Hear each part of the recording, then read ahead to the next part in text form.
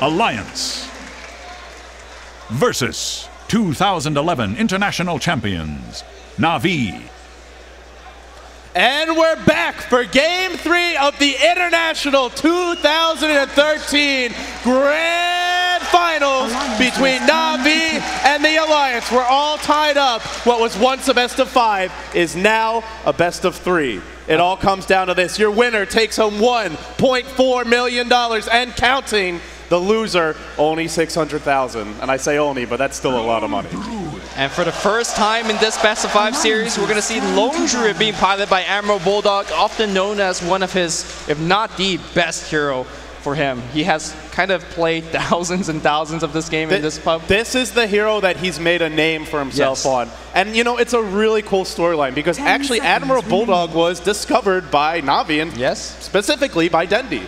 His first competitive experience filling in as a stand-in for Na'Vi. Now the apprentice tries to become the master. I mean, I think Na'Vi's kicking themselves. Like, why did we play with this guy? Why is this guy now on the other side of the booth and threatening to do a lot? But going back to what we heard from the analysts, it wasn't the Bat Rider that Na'Vi had big successes with. No disrespect to Dendi at all, but Kuroki with his ganks, with his relocates, the fact that he was just putting on so much pressure against Alliance. So let's see if with Wisp, whether they could do the same thing. Yeah, I think obviously you probably don't want to give away all those heroes in general, but it was more the way they played the heroes, not the heroes themselves. A lot of early pressure. Alliance didn't expect it, caught off guard, and once Na'Vi had a good start, game was over because Alliance just had very little in the way of comeback mechanics. So going into Game 2, we'll see the S4 Bat Rider, the Lone Druid for Admiral Bulldog. It's still a draft that Alliance would normally love to get. They have given away a Wisp, an EO. They have given away an Alchemist to Havost, but I mean, their lineup a lot more stable and solid in the laning stage already. Yeah, they gotta get some answer to that Bat Rider. Normally there aren't many, and that's really the issue.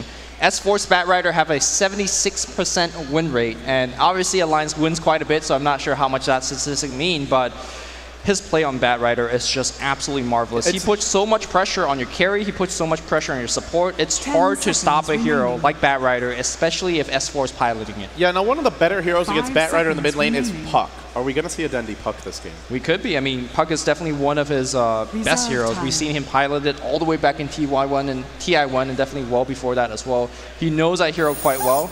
And of course, it's, oh, never mind. I like these bans from Alliance. No more Funnick Bounty Hunter. No more Dendi Puck. You're going to have to pull something new. And now both junglers have been removed, and Na'Vi are going to snap up Visage.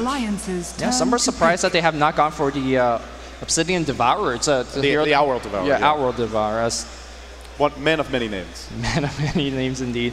OD does match up against Bat Rider quite well. His orbs and his magical damage does quite well against Lone Druid, so I was fairly certain that we're going to see that particular hero, but so far, nothing just yet. Yeah, it's still available, and Alliance already having Bat. I mean, when you play Alliance, Bulldog has played Bat Rider, but they already have Lone Druid. So he's going to play Lone Druid. It means that you don't have to pick up the OD now. You can wait on it. You can get it with the 4th pick here. There's no more bans coming for Na'Vi for Alliance before that, and they're not going to go for it because they already have their mid, they already have their offlaner. So I like this from Na'Vi. If they want it, they can get it later. I'm still expecting a Space Cow. I'm still expecting a Spirit Breaker. I called it once. It wasn't here. I'm still going to keep on calling it because this is a hero that they have practiced, and they want to bring it out. I want to see them bringing it out. Yeah, Spirit Breaker is a support that does the damage of a carry in the late 8 stage. He hits like a truck. He's very hard to kill. He's pretty nice against Relocate, right? Because he's got high base armor. He's very tanky with his HP pool. Not an easy kill. Yeah. But it's a very unconventional pit. It definitely is. The common ones would be, well, there's no Naga, but there is still a Windrunner. That's something EGM plays a lot. Keeper Light's been banned out. What's Ake going to play this? I think that's my big question. What is Ake going to play this game? No Keeper of the Light, no jungle heroes. What's plan B? No Naga Siren either, which is a hero. Yeah, no Naga. So, Spirit Breaker is my answer because that's all you got. I mean, there's Rubik. Obviously, that's a hero that he plays quite well. Shadow Demon's not too bad either. These are the more of a standard fare. If they want to go a little bit more AOE based, Jakiro's not bad, but those are boring. We've seen those before. Yeah, and if you're up against Wisp, there's some common supports that you can turn to. Shadow Demon's great against Relocate gank. Disruptor can be very potent against them. And no, they'll go Mirana. So they throw out the book. They'll go with something new. Actually, we have seen this before from Loda. When the last time they ran Mirana, they did an aggressive try Mirana, Shadow Demon plus Enchantress. Enchantress didn't even show up. They didn't even need him. It was just a dual lane. Yeah, they used it against Weaver, who normally very, very difficult to kill in lane, but you open up with Disrupt, and then you line up the arrows such that the arrow land, when they come out of Disruption, a ton of damage output from these spells, from your right clicks, and definitely from the SD Disruption illusions as well. So let's see if they're going to follow up here with a Shadow Demon pickup. So in a traditional Dota team, your mid player is normally the 2 role. He's sort of your semi-carry, your ganker in the mid game. The safe lane farmer is normally the carry.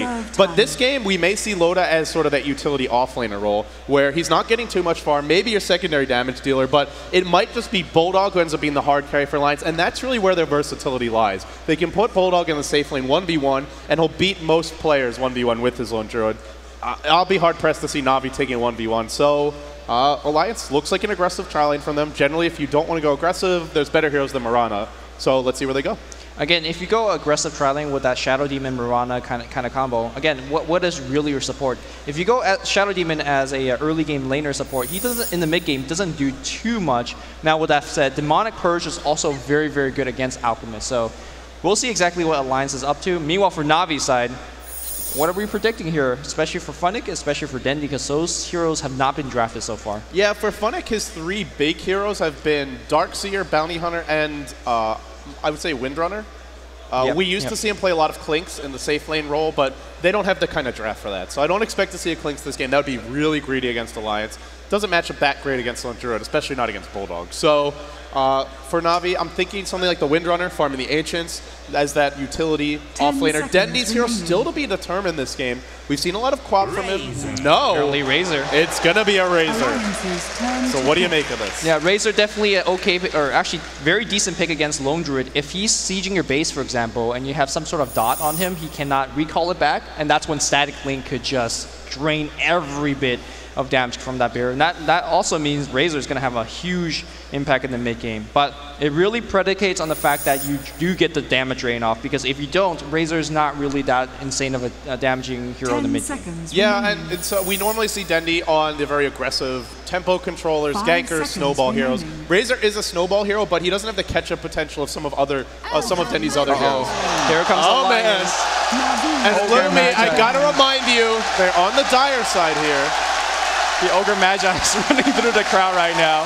They're going wild. They are. Hopefully they don't separate a costume. But Ogre Magi Alliance in the past have selected. Round 2. Here we go. What a costume. Unbelievable. In the past, Alliance have selected this kind of support heroes. He doesn't do too much in the laning stage. He doesn't give you too much in a team fight. But uniquely, he gives you really no other support hero can do is buff up your carries like no other. Attack speed, movement speed, and especially for that Lone Druid bearer, it is very, very, very scary. Yeah, Bloodlust is one of the best support abilities in the game for making a carry stronger. Up there with power, perhaps even stronger. Attack speed and move speed, 2 of the most important attributes to have more of in the game. Now the ban's coming out. The Dendi Quap is removed, so it looks like they actually expect Funnick to maybe be playing this Razor. It could be an off-lane Quap, I suppose. I mean, in a 1v1 matchup against the bearer, you just walk up to the bearer and link his damage. What does the bearer actually do?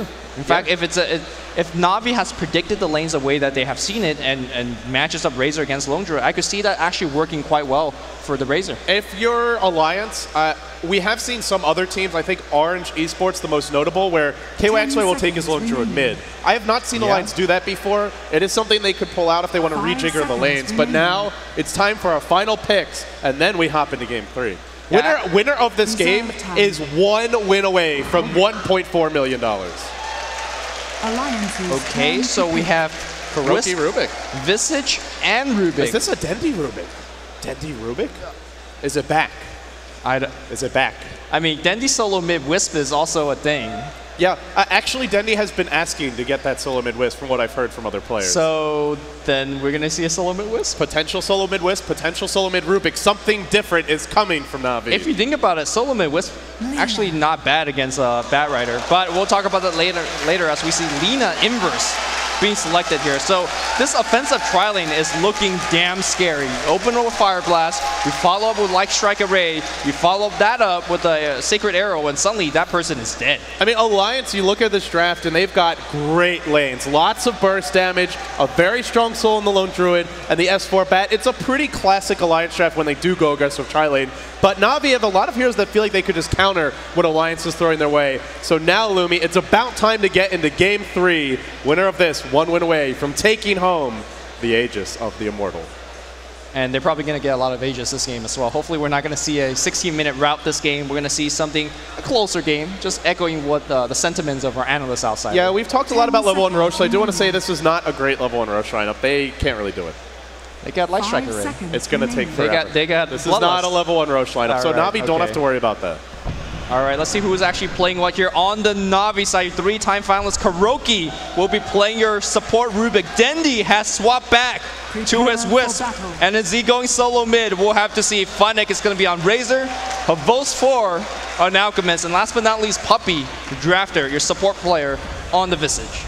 On the side of Team Alliance, yet to drop a set at the International 3. They lost a game, but this happened to them before, and then they took down DK. Can they do it again? Can they shut the door on Na'Vi? We'll start to answer that question now. Alliance, EGM, your 4-position Lina, Ake, the 5-position Ogre Magi, Loda, normally the hard carry, on the semi-carry, the Mirana. Bulldog will be going mid as the Lone Druid, and that puts S4 into the safe lane on the Batrider. So already, it looks like Alliance expecting Na'Vi to do something weird, and they will be right about that, in fact. So these lanes now, I think, looking pretty good for the Alliance, actually. Yeah, I mean, there's just mind games all over the place. What Na'Vi wanted to do is get a Wisp Batrider matchup on the mid lane, because it's actually somewhat difficult for a Bat to get the kill. You can always tether away to a creep wave that's coming to you and then run away from the Bat.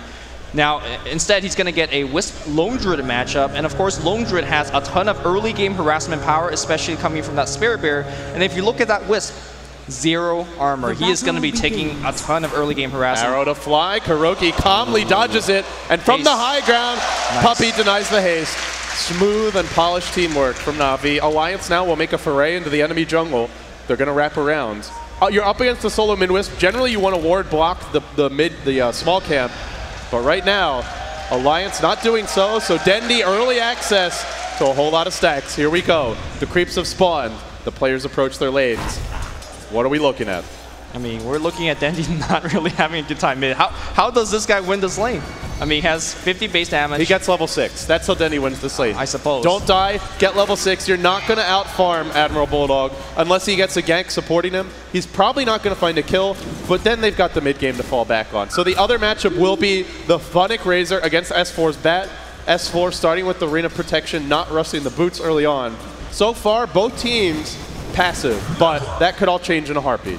I mean, for Na'Vi, they just want to keep it a passive, because if they ever make a go on this Alliance offensive tri-lane, it's going to be tough to find those kills.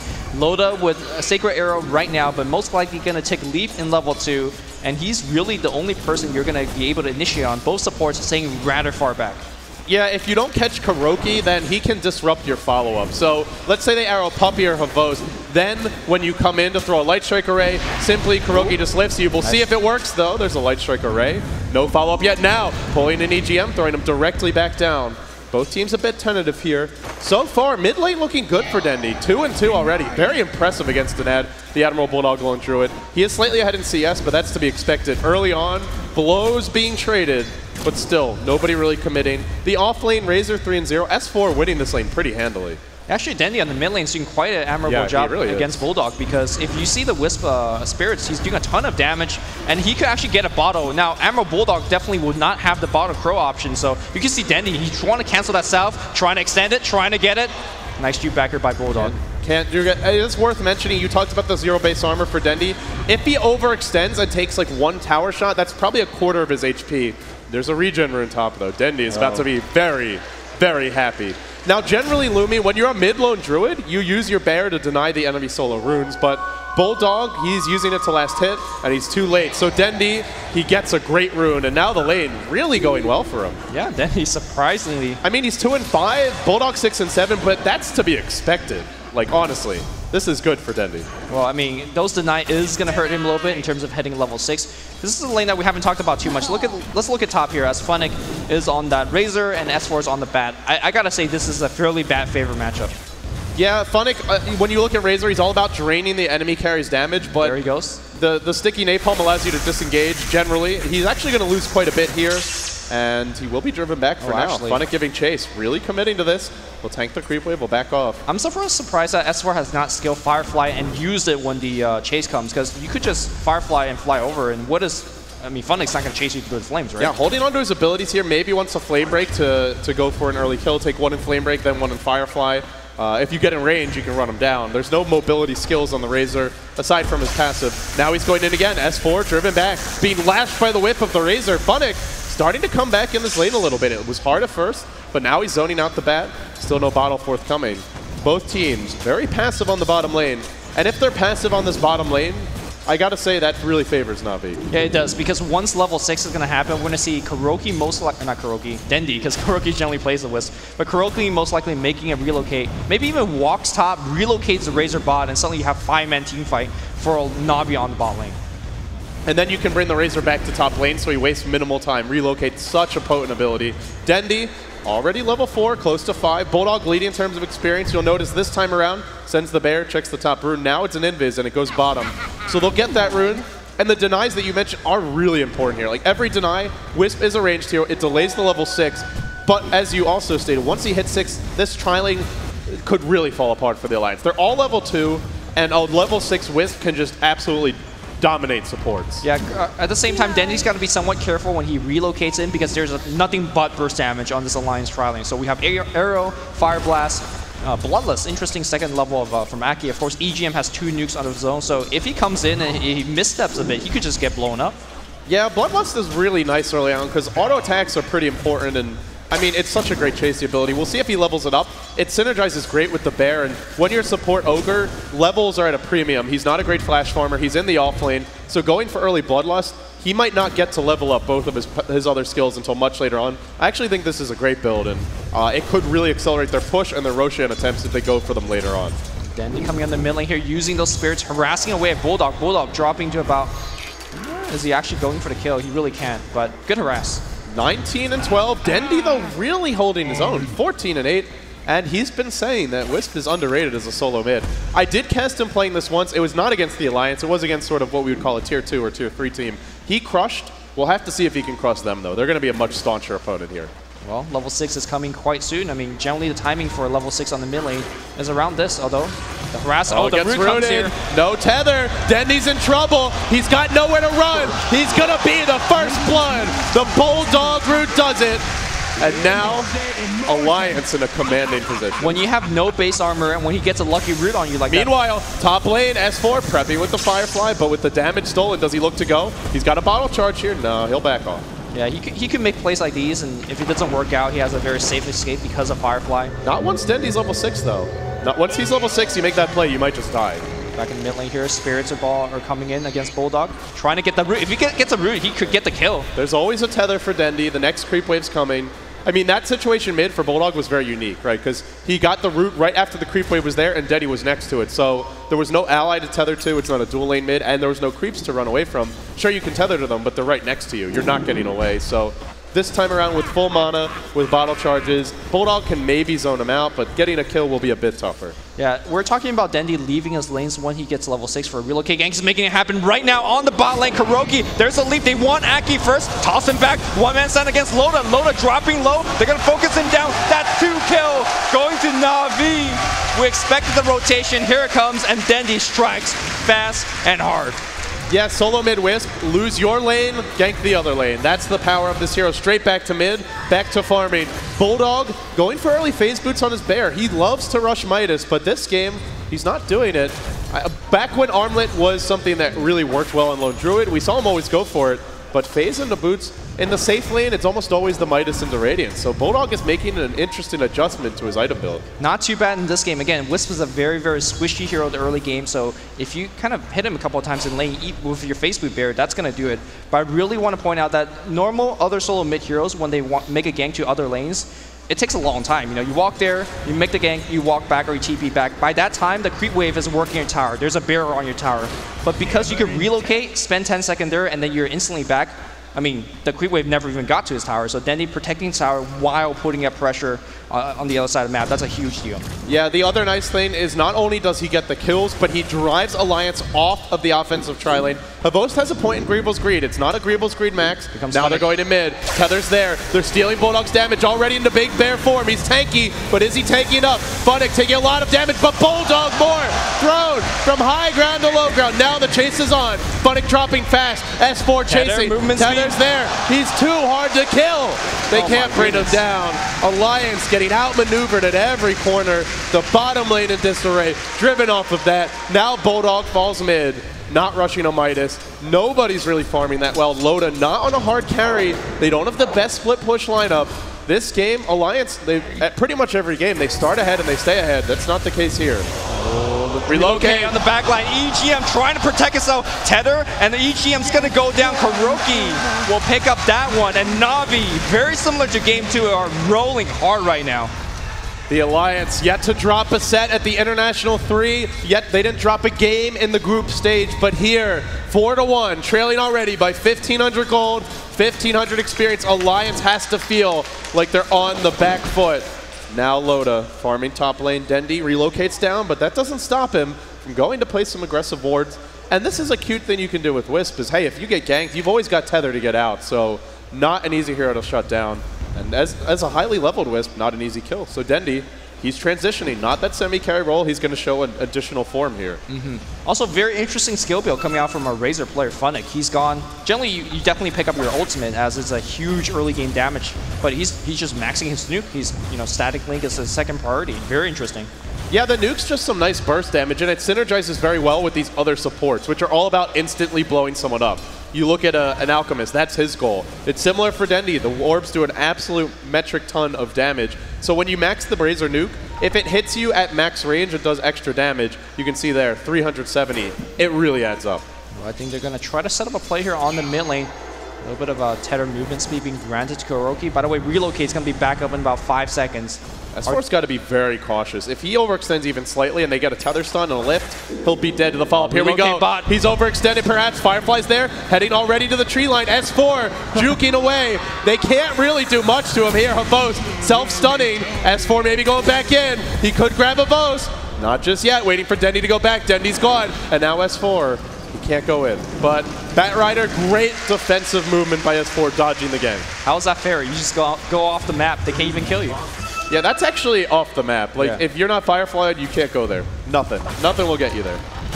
Firefly, though, it knows no boundaries. Well, actually, missing that gank and not having relocate for the next 50 seconds or so is going to be somewhat annoying for Na'Vi, because what they want to do right now is keep up pressure and make sure that nobody on the map is farming. You can still load up very confidently, going up forward up top, getting a couple of last hits. Mid lane, they're not really scared too much either, because relocate is down. Yeah, I agree. It's a setback for Na'Vi, but I feel like the rhythm of this game is a Na'Vi rhythm. Lots of early clashes, the potential for more, Havost farming, not having to join the fights, but being able to very soon. Alliance, they're so used to playing from being ahead. They're so used to the defensive tri-lane, stacking the neutrals, stacking the ancients, Bulldog catching up on Prophet, Bulldog going for an early Midas on Lone Druid, S4 getting a very fast tempo controlling item like a Blink. They're not getting those items. It's just a game pace and a style that they're not accustomed to being in. They'll really have to show some versatility here, because this is not their comfort zone. Yeah, Na'Vi definitely has shown that versatility. That's why they're always deep into those tournament running, and that's why they're still here fighting on against Alliance, despite Alliance having a great run to tournament so far. So now, I mean, the clock's starting to tick. You're seeing big items come out. There's a Shadow Blade for Havost. There's an Urn for your Wisp for Dendy. And that next level of aggression, the second wave, it's going to be a lot scarier. Here we go. It's going to come soon. Don't be surprised if Havost TP's in. He can farm. He's going back to Agreeable's Greed Max, but we know Havost, man. He wants to fight. I really like the way that Alliance is playing so far right now. They know Relocate's up. They got to respect the ganking power of that Relocate, but look at the player's position. You have your supports just hiding behind the mid tower, hiding behind the top tower. They are not going to show themselves on the minimap. They're not going to get picked off. Druid just jungling. He's going to slowly rotate back to the other lanes. And of course, Mirana as well as S4 will back up on the mid lane. They could confidently show themselves. So despite having very aggressive hero on Na'Vi's side, S4 and the rest of the team not too scared. Yeah, the problem though is they're They're not, I mean, they actually are keeping it even in terms of golden experience, but some of these supports are starting to feel a bit underleveled. EGM only level 4. You look at Kuroki, he's already level 6 on his Rubik.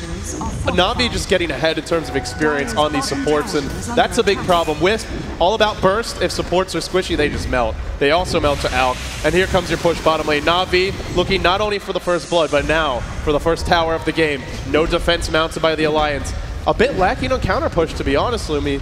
All they've really got is the loot nukes from Lina, and the first tower of Game 3 will go to Navi. 13 minutes in, Dendi with the last hit. Yeah, great play here by Navi, striking something, getting something off the map, because if you look at the experience graph for the past 2 minutes, it's all Alliance advantage. Nothing is happening. They're a lot more efficient in jungle. They're jungling with Admiral Bulldog, and now Ake's right next to him, giving him Bloodlust. If this goes on and nothing happens, Alliance will come back, and they're definitely already coming back. So Navi need to get something going. Dendi looking for a relocate. So do you think that Alliance just have this flat out late game, or does it just come down to execution if it goes late? I feel like there's a ton of chain stun, a ton of tank already on Alliance side. I mean, sure, Havos is going to be scary, he's going to be big, but a single root, right, a single stun against Havos, he can't really lock down. He's a melee carry at the end of the day, so that's going to be a concern. But Navi right now going towards the top lane, trying to get something going, but they are scouted by Observer Ward. Yeah, they're scouted in their rotation to the top lane. They've got familiars here, and it looks like if they want to pressure this tower,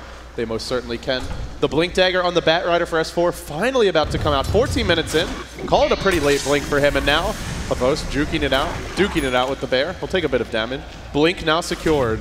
Navi, all these early to mid-game items, Shadow Blades, Power Crits, Phase Boots, Drums, Urn. They want to fight. Will they find that fight? Narrowly missing on the mid lane here. I think they will find the fight because S4 just picked up on his Blink Dagger. He's going to be looking to play very aggressive, maybe defend his tower or something. So far, Tier 1 tower dropping a little bit up top. Again, I feel like Alliance is very comfortable giving this early game tower. Here comes a Moonlight Shadow.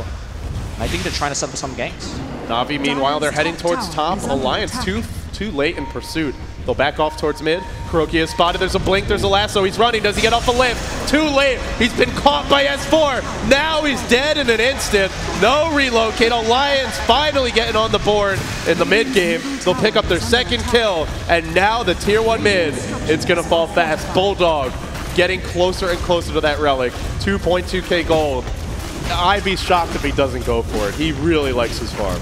Yeah, and Relic is going to be an issue because if you look at Navi's side, they have a ton of heroes that are very, very low in terms of health. So I think Alliance right now is fully in the advantage. They got a kill in the mid lane. They have got a Tier 1 tower. And in fact, I mean, in theory, they should be behind. They should be scared. But as they're roaming as 4 or 5, they're not going to get picked off. Not by Dendi. And you talked about the tankiness of them, maybe allowing their tanky lineup just withstanding the ganks. They're also very elusive on these heroes. The Blink Bat with Firefly, we saw just with Firefly, he can dodge away from relocate ganks. Your Mirana's got leap. Your Lone Druid's not mobile, but he's very hard to kill.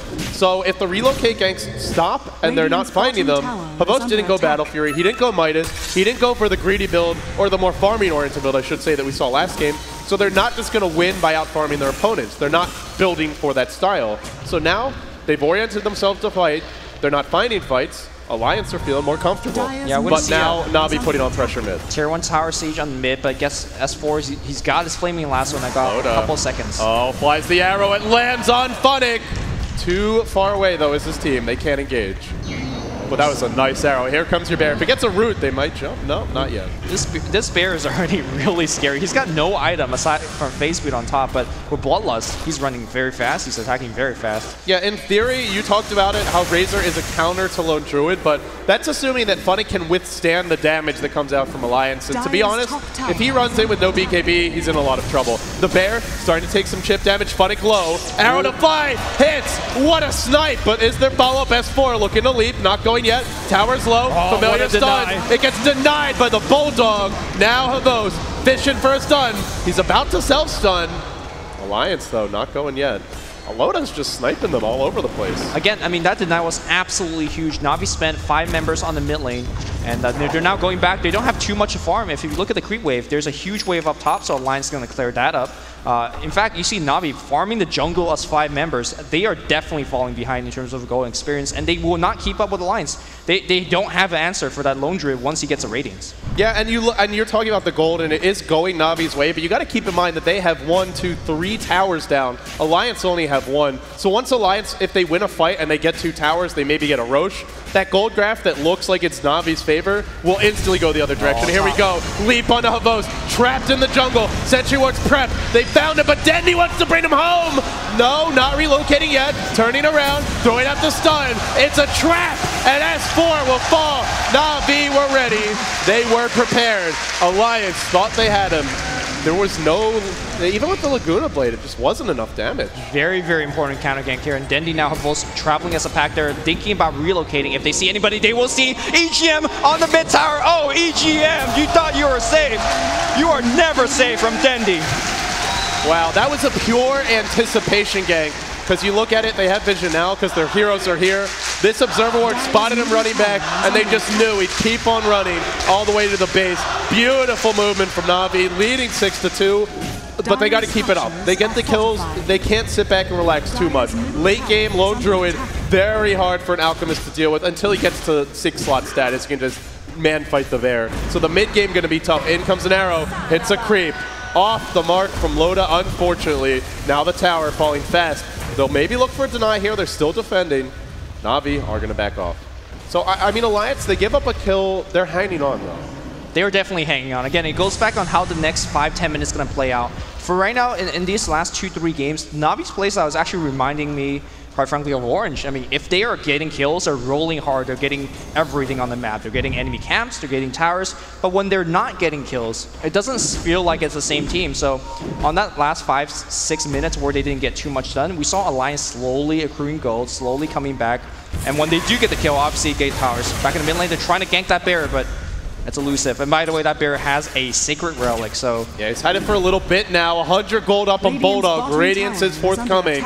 And once the Radiance is there, Na'Vi, they really want to gank, but they'll have to defend against that split push. The tower low, no defense in sight. The tier 2 mid will fall to Na'Vi. Alliance, they're bending. They have not broken yet, and they're just waiting for some items here. Once those items come, though, they'll change their tenor. Yeah, at the same time, you can't be too comfortable if you're Alliance. Sure, Radiant Spear is a big deal, but at the same time, your Mirana right now not really doing too much damage. Bat Rider is more or less just a kind of a great initiation hero. He doesn't do too much. Doesn't have a Force Staff, for example. Doesn't have a Shiva's Guard. So they are very reliant on Bulldog surviving in these team fight, and that really comes down to how well the focus fire is going to come from Na'Vi. So we'll see how Na'Vi places. The ball's definitely in their court. This is yet another game that Alliance has given away the Wisp to Na'Vi. We've seen this quite a few times, and it does force you to play differently, right? Because normally Alliance would be stacking the jungle camps, they'd be maximizing their jungle farm, they'd be stacking the Ancients, and they wouldn't be rotating as 3 or 4. They'd spread out, they'd use their wards and just their predictions, and their map movements, their anticipation, to bait Na'Vi into fights and win those fights. But you can't do that against Wisp. If you're just there like, okay, we'll TP and we'll counter gank, no, too late, you're already going to be dead. The tier 1 bottom, now denied by Funnick. The Wisp is really forcing Alliance into a less... They're not farming as much as what they want, and it's because of the Wisp. Volt's dropping quite low here to an Ancient Stack. Really want to finish it, but probably need to pop his ultimate. And but he's got 4.2k gold. You get an AC, and it won't help you against Radiance Burn, but it will help you kill off the Bear, and it helps you 5-man. It really helps you push. Do you think he'll favor the AC here or the BKB? Because there's also a ton of Suns and nukes coming on the other side. Yeah, it's a tough call. There's a lot of stuff that goes through BKB. We'll just have to see which direction he wants to go. I think AC is a bit better as far as the Death Ball item. It makes your whole team sronger, and no, Reaper. Oh, he's going hard. Yeah, so pure tank from Havos. I mean, we saw in that last engagement where they used the Lasso to initiate on him. They didn't even really kill him, so now with the heart, he is really safe on the front line. That's a 21-minute heart on Havos. Oh, that's bad farm. I mean, last game he had like a 10-minute AC and like 20 minutes the game was over. He's probably very disappointed in his 21-minute heart. I'm disappointed in Havos. Havos, though, he didn't go for the Midas this game. His farm has been delayed a little bit. Did max Greevil's Greed. Remember as well, this farm, he's up against aggressive tri-lane early on. So Havos right now, 2-0-2, weathered the storm. Dendi really blew the lane open with that early relocate, and since then, he's been farming. Now though, set the clock, because Bulldog just got his Radiance.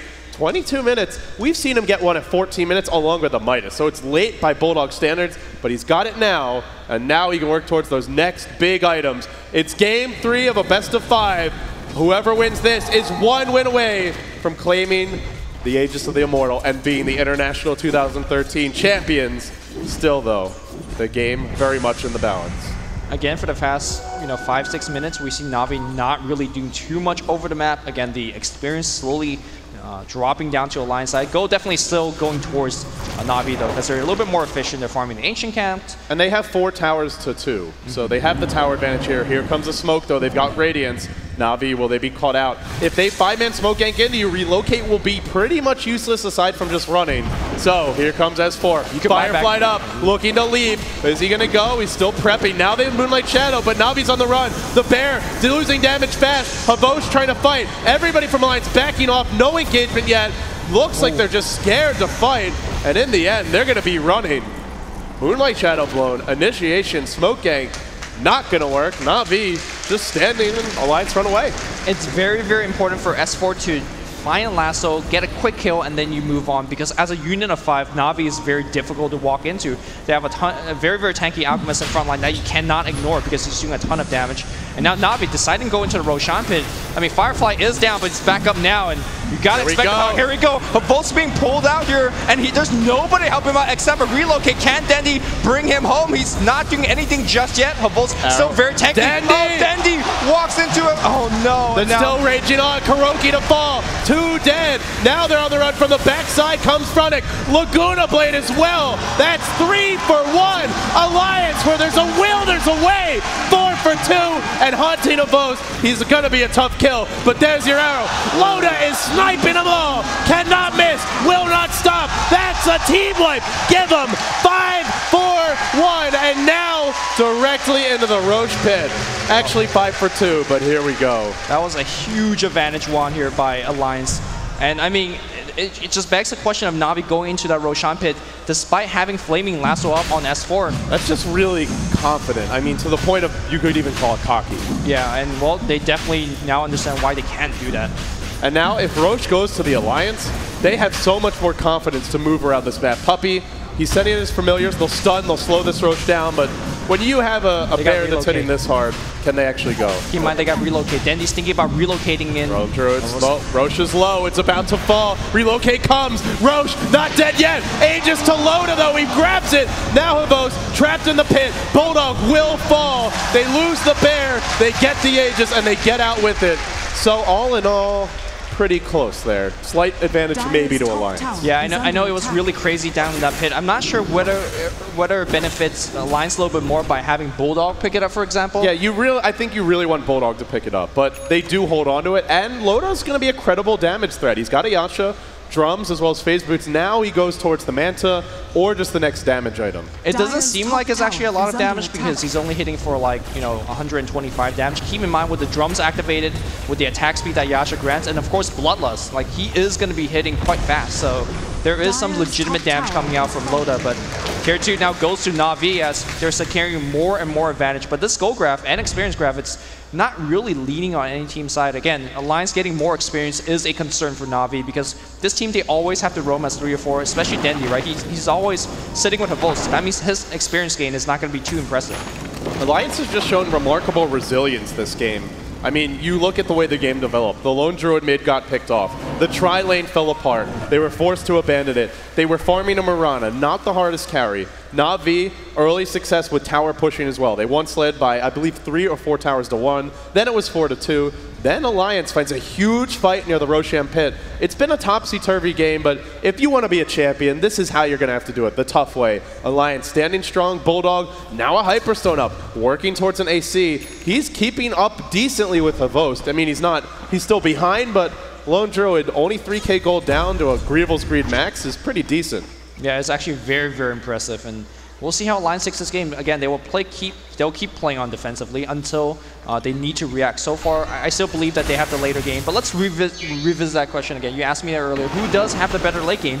Is it going to be your Mirana as well as Admiral Bulldog's Lone Druid, especially with Bloodlust as a big buff? Yeah, I think that's a big thing to mention. Bloodlusting the bear means if it comes down to a base race, you're going to have a huge advantage there. You also have to look at Na'Vi and say, well, it can't just be one fat carry, because if it's only Avos 2's farm, there is Flaming Lasso on the other side. And if he does get caught by Arrow, by Lasso, if he gets rooted, if there's bashing coming out from the bear, I mean, one fat carry against disables doesn't matter how many items he has. So this is where they want Funnick to get items. Funnick, however, is a bit poor. 7k net worth. Razor, one of his weaknesses is he's not the greatest flash farmer. He's got a Mithril Hammer, so... He'll have a BKB soon, but Razor... he tends to fall off in the late game. He can be a nuisance if he gets the Ags, the Refresher. He's a great pusher in his own right, but can he keep up to me? That's the big question. Yeah, I think right now going with the BKB is not too poor of a choice. Like, he could just pop the BKB and run towards Alina, run towards the Ogre Magi, and basically zone them out because there's no way that these 2 support can handle him. In fact, he could do that against the Mirana as well, but eventually there comes a stage where you just cannot ignore the bear that's mauling on you. You cannot ignore the damage that's coming out from Mirana. So eventually I think the Razor is going to fall, but for now, he's definitely king. Yeah, Mirana has the big mobility advantage over Razor in fights. Bloodlust, Phase, Drums build, now Manta. Loda can find anyone who's alone and kill them, and he can run really effectively. So if he doesn't die to burst, he's going to be around on the fights. Razor, not very mobile, can be caught for the most part, doesn't have access to leap, doesn't have Bloodlust on his side. Sure, he's got his passive, but Alliance has the more reliable lockdown here. So they'll take a tier 1 top. The Alliance answer back. 9-7 the score. Na'Vi going for tier 2 bottom. It looks like Alliance will try and turn 2. Glyphs down. Tower falling fast. Na'Vi, tier 2 bottom to fall. It's a trade from both teams.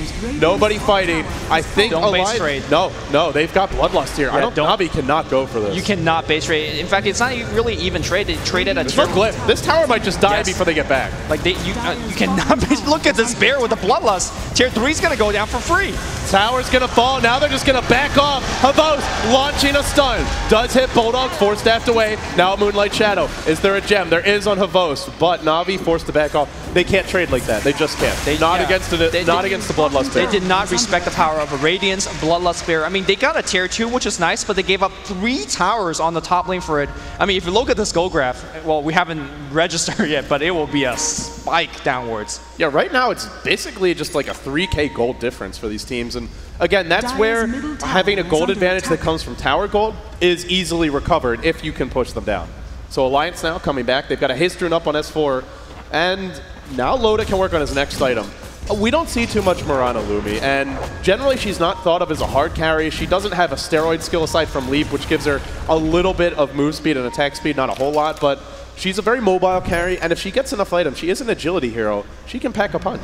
Yeah, she doesn't really get there very quickly. She needs like 2, 3, sometimes even 4 items to start dealing out, very respectable damage. But as an early game semi carry, she gives a ton of utility. We saw the random arrow that hit Dendi when he tethered in during a team fight. We've seen great usage of Moonlight Shadow so far. So Loda is not really a big deal just yet, but he definitely will grow into a carry that you cannot ignore. He's a living legend. He just hasn't revealed it yet. Yeah. So we're going to see his big deal come out soon. And now, I just got to say, I got to take my hat off to Alliance right now, no matter how this game turns out, because a lesser team just would have broken after the way that tri-lane went, after Bulldog dying mid. This is resilience at its finest. It's patience from them. Now Na'Vi farming a stack of Ancients. They're going to try and get Havos even fatter. He is still ahead by about 3.5k gold. He's still leading that lone druid. He continues to farm. The other heroes are somewhat struggling. There's a mech up on Puppey. That's about it. Kuroki, it's 31 minutes in, and how often do we see him not having Blink Force, not having more mobility items on his Rubik? But he doesn't this game. He's just not getting the farm. It's all Havos, and normally with Na'Vi, I feel like it's a more balanced split than this. Yeah, it's a little bit of everybody. Meanwhile, S4, he's thinking about jump. He's got the haste rune, so here we go. He's scouting over everybody. This could be a disaster if Na'Vi get caught. But they're in the enemy jungle. There's no dire vision of this.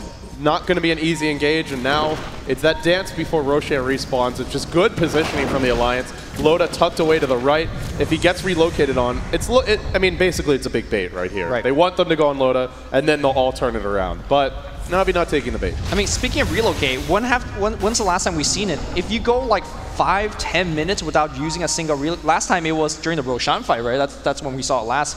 That was 6-7 minutes ago. If Alliance is dodging relocate ganks for 6-7 minutes, you have done well. Support, again, always hiding in fog. And nobody exposing themselves to the danger of that Wisp. And look at this. They're just going to keep on taking trades because they have the Lone Druid Bear, which hits like a truck. The tier 2 bottom's going to fall. Now they have to defend mid, but S4, he's got a Blink Force. He's got a Lasso as well. Dendi will be essential to keep him safe. The tier 3 mid falls. There's no glyph available. In comes the Bear. They're looking for a root on Havos. The Bear's damage being stolen. S4 leaps in, grabs Funnick, but can't kill him off. He's low. He's not dead. No damage to bring him down. BKB from Funnick. Na'Vi standing strong, but they lose him. Loda snipes the kill. The Bear's dead. Soon to be resummoned. Puppey falling fast. Loda with a DD. Plinking. He's starting to hurt. That's 2 down. The Alliance not dead. Turning it around. Havos in trouble. Chain stun City, but he gets a 2-hero stun. He's going to turn it back the other way. Havos right-clicking force walk. He's going to get EGM as well. That's a triple kill, but Aki says skill cast, baby. Team White for Alliance. They completely win the fight. How often do we see Havos get a triple kill on the other side, and it's the Alliance winning it back? How many buyback were used that team fight was just so chaotic. 2 buybacks from the Alliance, so they lost 3, but they got 5. And the Alliance right now can barrel down the middle lane, will be able to take a tier 2. They'll set up for the next Roach. Their position on this map, on the back of that fight, just got a whole lot stronger. And I gotta say, man, Loda, these DD runs coming at just the right moment.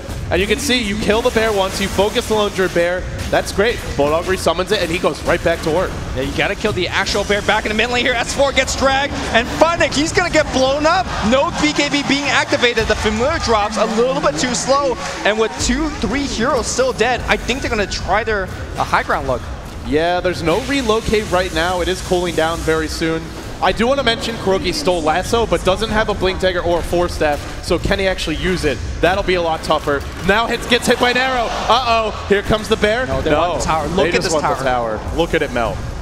Now Glyph forced out again. You know, Na'Vi... Havos self-stun.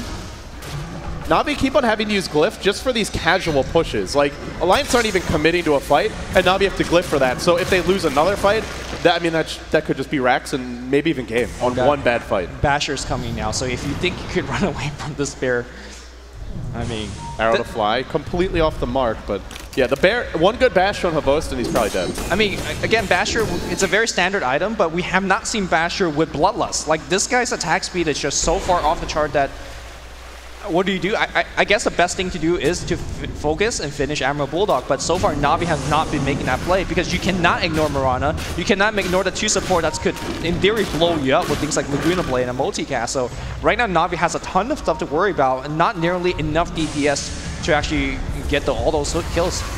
Na'Vi, though, they did take a tier 3 mid. They defend their base for now. So in terms of the tier 3s, we're even.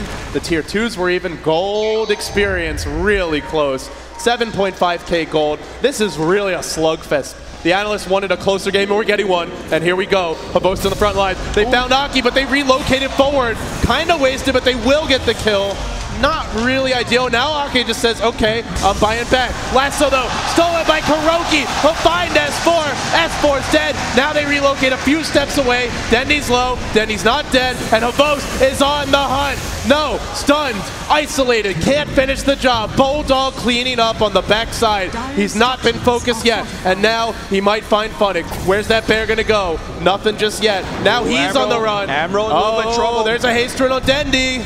Uh-oh, Lumi. Uh-oh. Bear's going to drop. He's got to resummon. Are they going to fight? No, another Bear death. More gold into Na'Vi's pocket.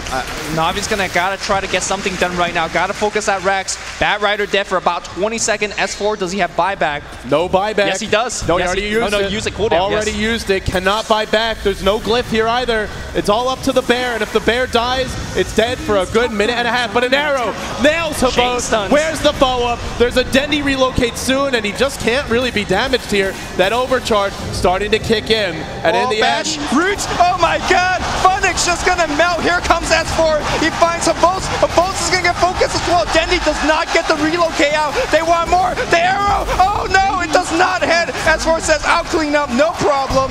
And that's yet another base defense. This Rax is just immortal for Alliance. Sweden's finest are standing strong. The Alliance, 17-14, leading in gold. The experience now heavily their way, gold even. But this Roche will break the game open. Alliance, now we're going to see Loda. Another damage item. The MKB's on the way. And this game, it does start to feel like if Alliance gets a lasso, Na'Vi just can't fight. Alliance seem to be gaining momentum, seizing control of this game. Aegis, this time, no, it's on to Loda again.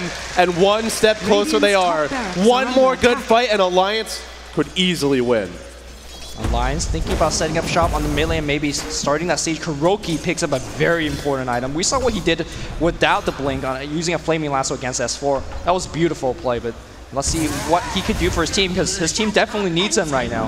He needs to make some huge plays. 37 minutes in, it's been a very back and forth game. Nobody with a clear edge, but Alliance gaining steam, looking for a pick. One good lasso could just spell doom. There's only buyback on Havost and Funnick. In comes Havost, looking for a stun. It's gonna hit, but it's very far away. S4 not an easy target now. Still chasing, arrow to fly. Loda nails it again. Where's that lasso? Baiting out the BKB. Havost slapping and chopping, but not finishing a hero off. And now his BKB ends. He's on his own. Lassoed and pulled back into 4, but tethered up. It's up to the bear. He's got himself stunned. Oh no, Havost is gonna fall. Oh no, Havost getting caught out. Now Dendi being chased as well. They're not going to get the kill. Just a buyback coming out from Host. Dendi tethers backward here. We'll reset and reload here, but Alliance getting every advantage They right just now. forced out a double buyback for absolutely nothing. Didn't lose their Aegis. Did not use a buyback on their own. That is so big. And I mean, there's no Aegis on the Emerald Bulldog. They're absolutely confident that he is not going to die.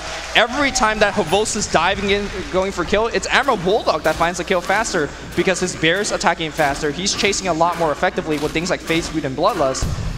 This is why you do not give Emerald Bulldog his Lone Druid, because it's just amazing. Like, how do you stop this guy? He always finds a way. And I mean, it goes back to the Ogre Magi of Ake as well. But without Bloodlust, I think this bear could be dealt with. But with it, it's just too much right now. It's a max Bloodlust. 16% move speed, 50% attack speed on a hero that's got very low base attack time. He hits really hard, really fast. And now Loda, close to an MKB. Already we see a BKB coming out for S4. There is only one way to cancel a lasso initiation. That is to steal the lasso and use it the other way, or get a very lucky bash. And Havost does not have a basher, so Na'Vi smoke up. They're heading to the top lane, looking for a pick, but maybe not expecting Loda. Throws out the arrow, hits Kuroki. Do they jump this? This is dangerous. They didn't see a hero. They just saw the stun. Now a sentry deployed. Still diving. Havost, long range stun. EGM gets caught. He forces up. He's on the high ground. He's going to fall, but I think it might be too late. S4 held in position. No BKB. Now EGM TP's out. He survives. Wow, actually there was a BKB, and S4 is going to live. Na'Vi, they force something out. Another arrow. Another one. He keeps on fishing. Sooner or later, you're going to get a bite. Yeah, Na'Vi just have to back off right now. They use both their BKBs. Theirs is on cooldown. Meanwhile, nobody's actually dead on Alliance. And of course, they have their BKBs available, so, or they have their spells available, excuse me. And Alliance now looking for something themselves. S4 smoked, hasted. He didn't use lasso there, so keep that in mind. Yeah. If they find someone, they're going to go. And Na'Vi, very confidently, will head in. They do have an Observer Ward here, but right now, Alliance are smoked, no sentries up on the map. And we might just see a pick. In comes S4, wrapping around towards mid. Na'Vi scurrying to retreat. Kuroki's got blink, but no, it's too late. They found Havost, the worst hero that ever could die. Relocate back here, and they want to bring Funnick back in the fight. Double damage on Dendi. Let's see how much you do. Zap, and Lina's dead, and now they're going to go for Aki. Arrow's going to miss. They find Aki. Aki just melt. Gank the bear. Don't let the bear go. He's running fast. He's running hard, and nobody could chase it down. Havost, blink, and there's a recall. That bear is amazing. No buyback here on Ogre. No buyback on Lina. Is there a glyph? Alliance does have one. They're going to need to blow it now. They might have to forfeit this Rax. They're strong, but I don't think they're 3v5 strong. Glyph is out. Havost, he'll keep on swiping. They're going to lose a lane of Rax here. They'll have to decide if they want to contest. It's not an easy go. S4, he wasn't sure. He didn't jump yet. He gets lifted. Chain stunned and brought down. Now Funnick duking it out. Havos smacking the bear, but it's living. It's winning the fight. Loda, MKB up, standing and delivering. They get the Rex, they lose a Razor, and they get a bat as well. Na'Vi, big win for them there, but their work is not done yet. Definitely not. That Na'Vi will make the retreat. But huge plays from Na'Vi, because if they didn't get that Rex, they were not going to win this game. They needed that Rex. The crowd now cheering for Na'Vi. 17-20 your score.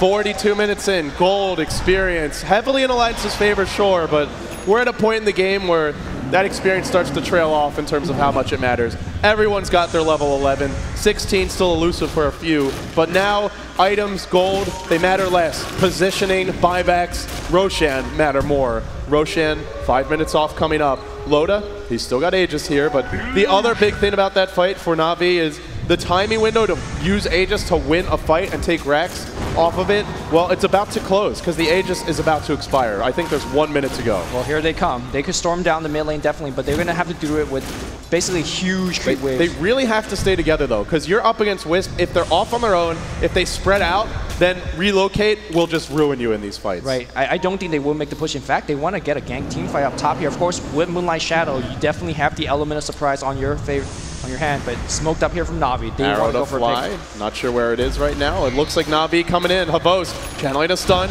We'll see the bear, but he wants a hero. Relocate as well. Nope, Lasso's going to be there. They find S4. S4, no, BKB. He gets caught yet again. The stun's there. Loda, Aegis soon to expire. No Manta driven back. No buyback on the Batrider. Very far away. Is this 2 lanes of Rax, Lumi? Could this even be game? I don't know, man. It's gonna mid lane is pushing, though. Let's quickly check on buyback status. There is no buyback on anybody. Oh, this could be game.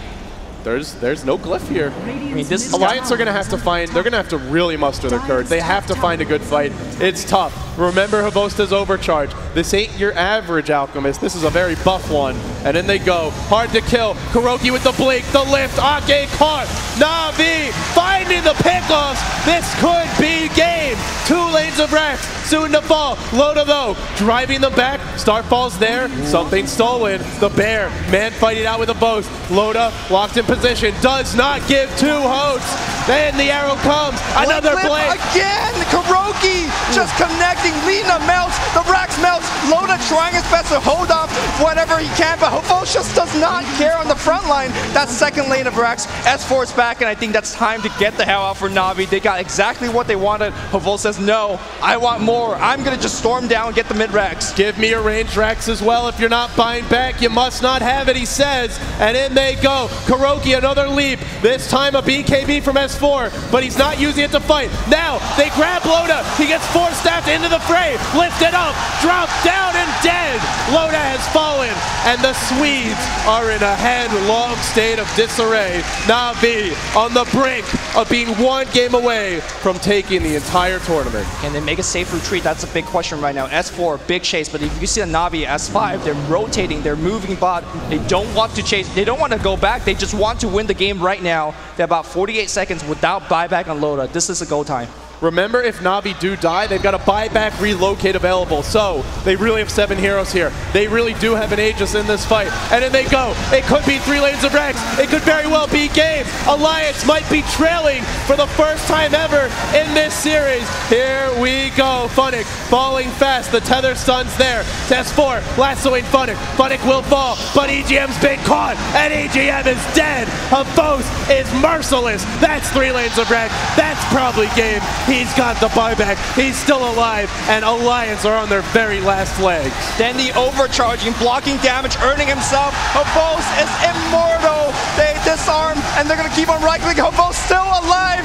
How is this man alive? Finally, he'll die, but he buys back. Dendi will too. They're coming right back in. Actually, no relocate. They do lose a few. They lose 4, but that's mega creeps. And Alliance now, good luck leaving your base. Na'Vi pulling this game out of the hat. It felt like the momentum was tipping against them, but they found the fights, they found the pickoffs, and all of a sudden, This is their game. Alliance has 1 minute to prove himself. They have to just storm down the mid lane and go for the throne right now because they will not win extended game. You can see entire team is just trying to A-click down mid. Let's see if they can do it. Remember, they do have the bear. Remember, they do have extra attack speed on him. Remember how hard Demolish hits. If Na'Vi screw up here, they did use a buyback on Avost. If somehow he dies, if they mess up this defense, it could very well go the other way. But here comes. This is the last fight for Alliance. It's going to be really hard. The one thing that we have not talked about at all is that Dendy's got a Heaven's Halberd. That is disarm against the bear when you rely so much on a single target, deal that damage, and obviously... And a Divine. Oh, they're here we going go. for it. I love it. Alliance showing some real cojones in this match. They've got to win this fight. Loda has a DD as well. This bear will absolutely murder anything. Bears win games. Will it win this one? There's a glyph on Na'Vi. There's a buyback on the Wisp. Arrow not going to accomplish anything. In comes the bear. In comes S4. He's found Funnick. In comes the boat as well. Disarm against the bear. He's not doing anything. Funnick survived the initiation. Hobo says, bear. I want the rapier. I want your Aegis. Thank you very much. The Divine Rapier is now on Funnick, and Na'Vi are going to cut Alliance's head off down the middle lane. GG! They started this series off 0-1. They started this series off looking like they had no idea what they were doing. And yet here they are, leading 2-1. The defending International 1 champions fell short last year, but this year it might be their chance to return to their former glory. Do we count on Na'Vi or do we say 3-2 Na'Vi? Are they making a comeback or will Alliance We'll find out. And on that note, we throw it back to the analysts. Guys, Na'Vi's close. They can taste it.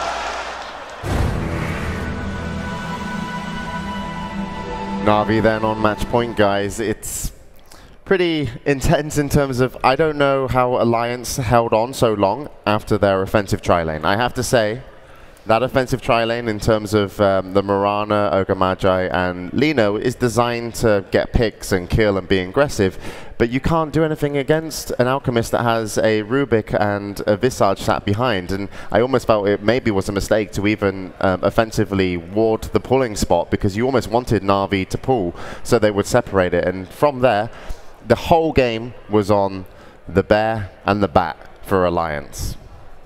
I definitely agree. I'm surprised they, as you were saying, held on for this long. But every fight just turned out in Alliance's favor up until the fact, or the point where Na'Vi pushed in and took the middle Raxes.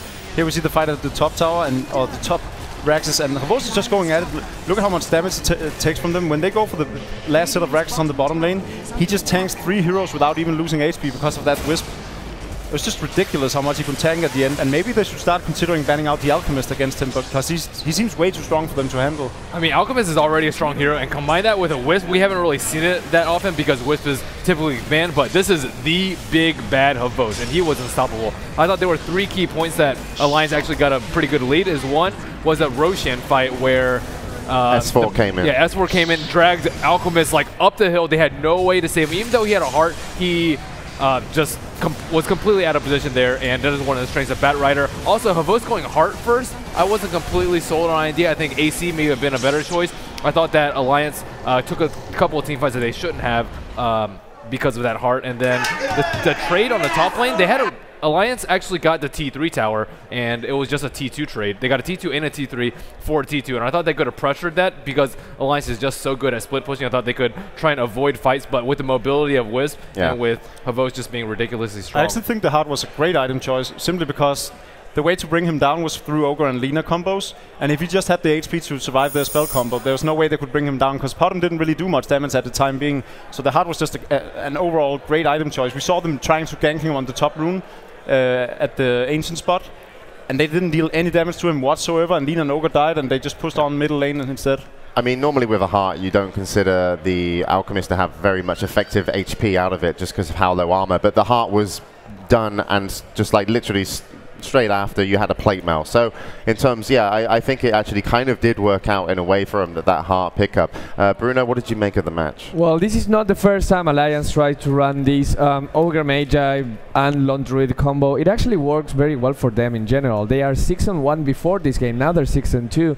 The whole idea of this lineup is, of course, trying to get overpowered when it gets to late game, and that bear becomes super threatening because all of your Raxes melt immediately. Now, one of the reasons why maybe it didn't work, it was not because of the bear in particular. It was the Bat Rider, man. The Bat Rider, okay, you do it. No, please. No, please. As far as I could tell, there was too much pressure on S4 to actually get the picks. You saw when he got a good pick, they got a kill over by Roshan. And after that, Kurokai was picking him up if he had the potential chance, but it was also the Wisp Tether stun. There were a few times when S4 went in and just couldn't pull what he wanted, or he got picked off. And him getting picked off twice, I think it was, twice in a row, maybe that kind of led Na'Vi to be able to get the racks. But Bruno, you can prove me wrong. No, it's perfect because you worded that and you served it perfectly to me. This strategy of the Lone Druid and Ogre Magi actually is a very good strategy. It's been tried 19 times and it has a 58% win rate, which is more than acceptable. But when it's played with the Bat Rider, 0%. It's 0-4. It never works for some reason. Maybe it's all about the Bat Rider being pressure, maybe it's just coincidence, but I think you're perfectly right when you said used all the pressure on this guy. And there's also, let's not forget about not the primary carries of the game, which were the Lone Druid and the Alchemist, but also Funnick on the Mirana, and Funnick on the Razor and Loda on the Mirana. Because Loda at this time was not playing the main carry, he was secondary role. And these two guys, they had some responsibility as well. Mirana had to land their arrows, and Funnick had to make sure that the static link work perfectly so that at least the Druid becomes a non-factor or someone on the other team becomes a non-factor. And I think the different performance of these two heroes made the difference in the end because Razor just got a little bit more than what Loda could get in the Mirana. Yeah. And also, if you look at Loda's start in that tri-lane, no farm whatsoever. There was no farm available. Havos was playing amazing. He just, deny-wise and just kept him out the lane, and the Ogre Magi and Lina just didn't really know what to do. And the trouble is, when you've got those two heroes, Ogre Magi and Lina, in an offensive tri-lane, how do you rotate without being obvious? You can't smoke and go to mid. It's like, well, they're missing.